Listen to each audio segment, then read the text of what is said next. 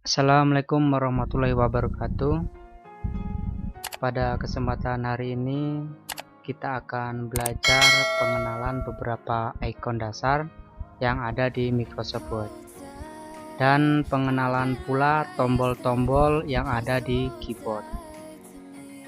Sebelum masuk ke aplikasi Microsoft Word, kita akan pahami dulu ikon dan tombol yang akan kita pelajari di video ini.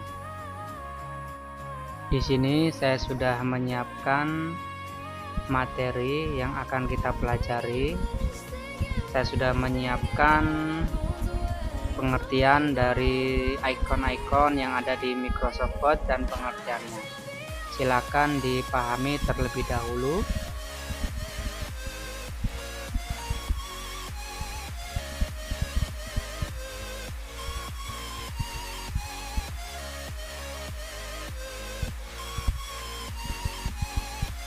Bukan hanya belajar di Microsoft Word, tapi kita akan mengenal beberapa tombol yang ada di keyboard. Jika perlu dicatat supaya kalian bisa lebih memahami lagi.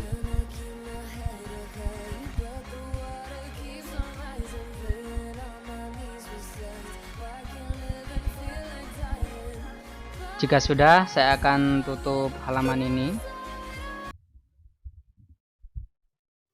Yang pertama, perhatikan kursor saya, kemudian kalian arahkan ke kiri pojok bawah di Start, klik kiri satu kali, kemudian di situ ada kolom pencarian, kalian tulis Microsoft Word.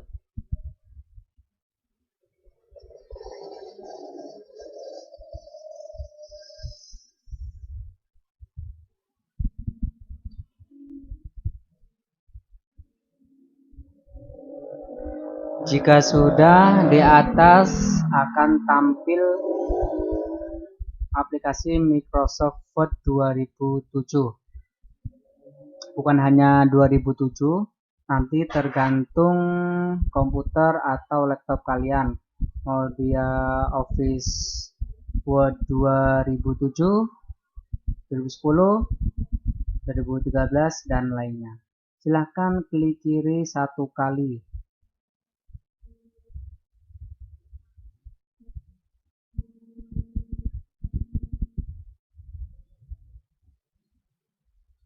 Inilah tampilan Microsoft Word.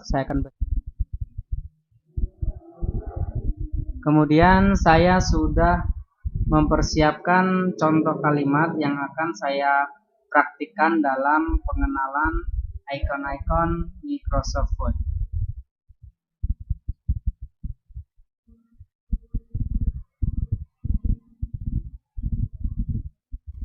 Inilah contoh kalimat Microsoft Word saya. Kemudian kita akan mulai pengenalannya. Yang pertama, akan saya blok terlebih dahulu.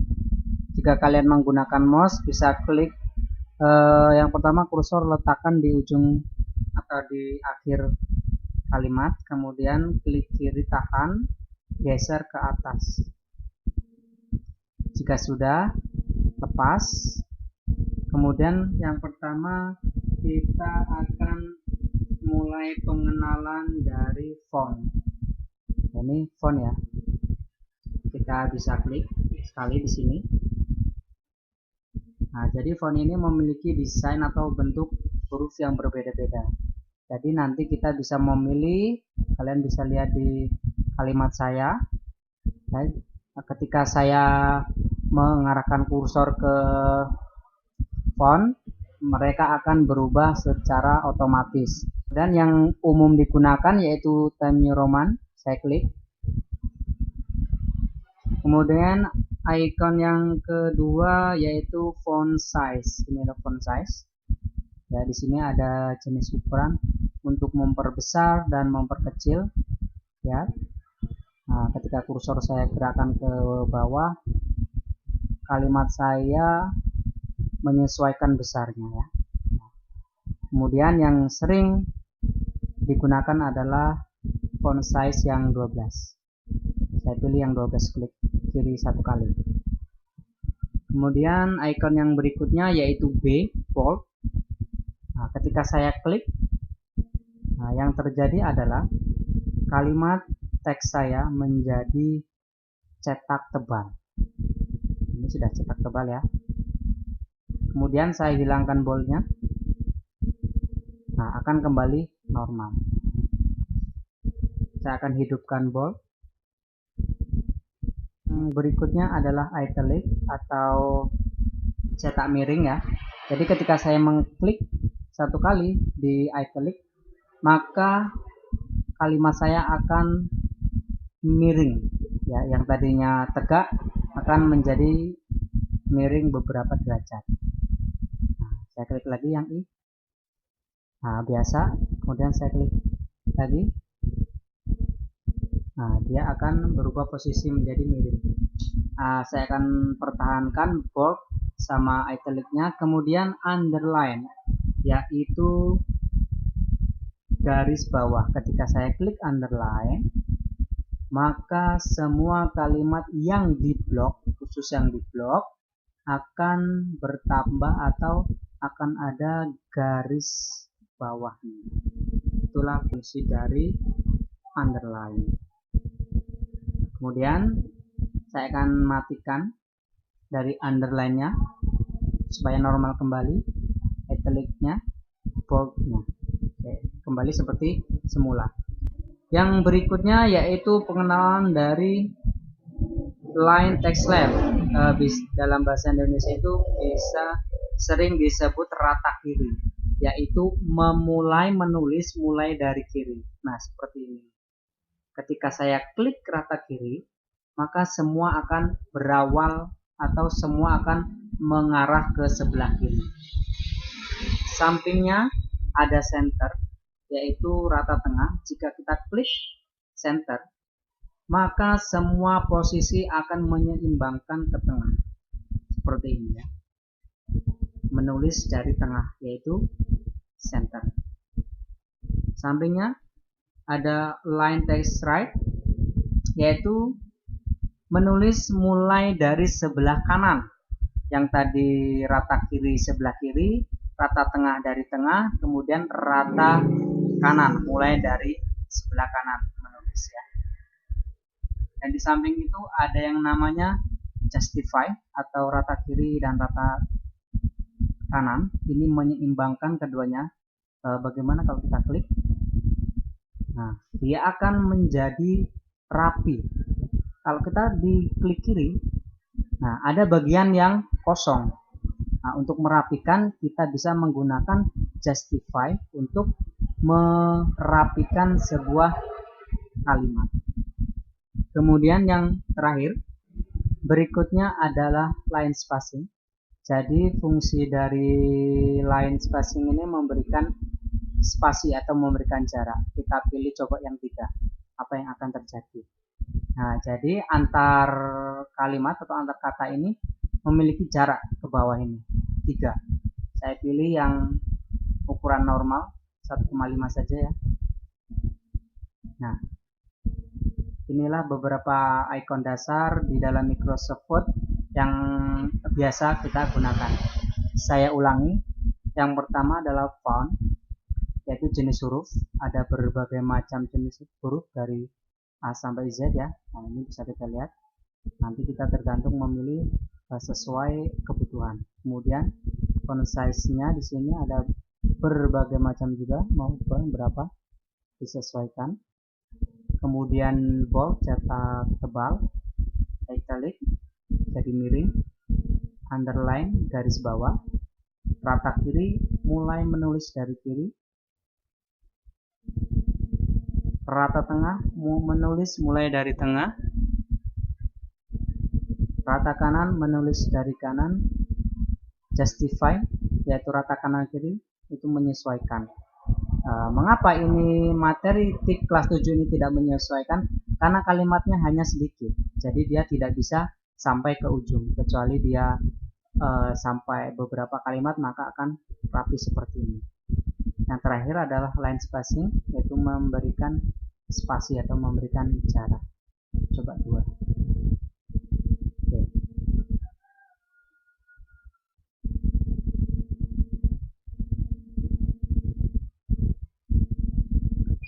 Kemudian kita akan mengenal beberapa tombol dasar yang ada di keyboardnya. Sebelum itu saya carikan gambarnya dulu. Inilah tampilan keyboard ya. Di bawah ini ada tampilan gambar keyboard. Yang pertama, pengenalan yang pertama saya akan mulai dari caps lock. Nah, ini ya. Jadi caps lock ini fungsinya apa? Mengubah huruf yang kita ketik menjadi besar atau kecil. Saya contohkan. Ketika saya mulai mengetik, yang terjadi adalah pada kata ini semua huruf berukuran kecil. Nah, bagaimana jika seseorang atau ada tugas yang menyuruh kita mengetik menjadi huruf besar semua pada saat mengetik? Jadi kita bisa menggunakan caps lock, yaitu kalian bisa klik satu kali di caps lock. Saya akan mengklik ya, kemudian saya akan mulai menulis kembali. Nah, yang terjadi adalah tulisan saya akan berubah menjadi besar semua.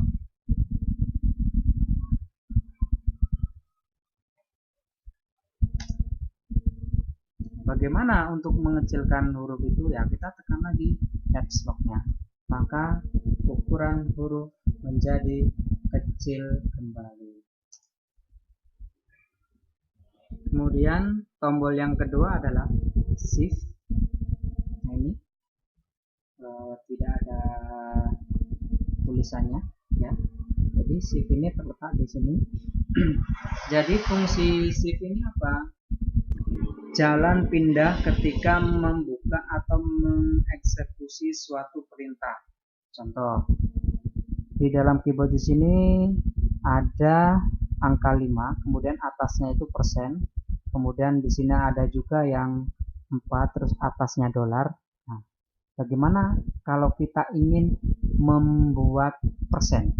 Kita bisa klik atau kita bisa tekan tombol nomor 5, tombol 5, angka 5. Nah, yang keluar adalah angka 5. Padahal yang saya butuhkan adalah persen. Bagaimana caranya? Nah, kalian bisa ditekan, jangan dilepas, kemudian kita tekan tombol nomor 5. Nah, maka akan jadi persen. Contoh, kita membutuhkan lambang tanda seru. Ini tanda seru ya. Kemudian bawahnya ada angka 1. Kalau kita tidak klik shift, maka yang terjadi adalah kita tekan tombol 1, maka yang keluar adalah angka 1, bukan tanda seru. Bagaimana cara mengaktifkan tanda serunya? Kalian bisa tekan shift, kemudian berbarengan, kemudian angka 1. Nah, maka akan keluar tanda serunya. Berikutnya adalah tombol delete atau backspace. Nah, ini tidak ada tulisannya ya. Mungkin ada yang tulisannya, ada yang tidak. Nah, ini juga delete juga ya. Nah, kita akan menggunakan yang tanda panah ini, backspace, yaitu fungsinya adalah menghapus bagian kata yang tidak kita perlukan. Contoh, kursor saya akan letakkan di sini di akhir kata. Kemudian saya akan tekan backspace. Nah, gunanya untuk menghapus backspace.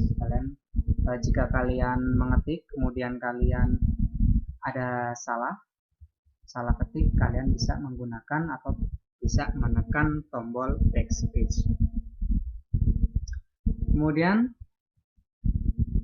tombol space atau spasi, ini yang panjang, yang bawah tengah panjang. Nah, ini gunanya apa? Memberikan jarak. Contoh. Nah, kursor saya letakkan di sini. Nah, saya besarkan supaya nanti enak.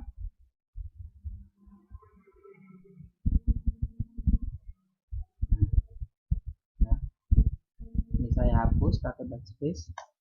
Nah, materi informatika ini seharusnya ada spasinya, ya.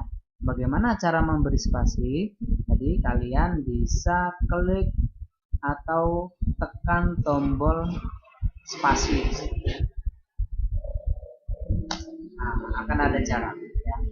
Tambah lagi boleh, klik lagi. Tambah lagi boleh, tekan lagi dan seterusnya. Kemudian tombol yang berikutnya yaitu enter. Nah, ini enter, ya, yang seperti L besar. Jadi fungsi dari enter adalah memindahkan ke baris baru dari baris lama. Contoh, kursor saya akan letakkan di sini. Ya, ketika saya klik enter, apa yang terjadi? Nah, dia akan berpindah ke baris yang baru. Itu adalah fungsi dari enter. Yang terakhir yaitu tab. Nah, ini fungsi dari tab, ya, yang ada tanda panah ke kanan dan ke kiri. Fungsi dari tab itu sendiri memberi spasi atau memberi jarak beberapa spasi dari kanan. Contoh, kursor saya letakkan di sini, di materi sini. Kemudian saya tekan tombol tab. Nah, dia akan berpindah ke kanan memberikan beberapa spasi. Beda dengan spasi ini yang panjang. Nah, kalau kita klik spasi, maka itu hanya cukup satu spasi, 2 spasi, 3 spasi. Tapi bagaimana dengan tab? Nah, kalau kita tekan tombol tab, maka akan ada beberapa spasi yang terlewati. Demikianlah pengenalan Microsoft Word, icon Microsoft Word beserta dasar dari tombol keyboard. Jika ada pertanyaan, kalian bisa tulis di kolom komentar. Jika ada salah, saya mohon maaf. Saya cukupkan sampai di sini. Wassalamualaikum warahmatullahi wabarakatuh.